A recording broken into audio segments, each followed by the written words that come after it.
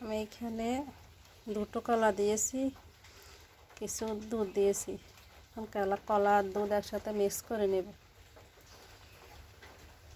কলা এভাবে ভেঙে দুধের সাথে মিশিয়ে নেব। কলা আর দুধ মিক্স করে নিয়েছি। এখন চিনি দিয়ে দিব। চিনি দিয়ে ভালোভাবে নেড়েছে। এখানে সুজি দিয়ে দিব। দুধ, সুজি, কলা দিয়ে এখন একটা ডো বানিয়ে নিয়েছি।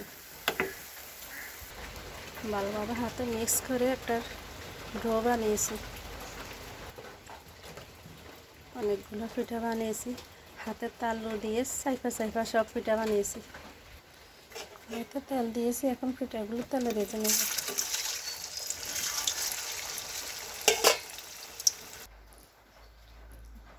রেডি হয়ে গেলে মজাদার পিঠা।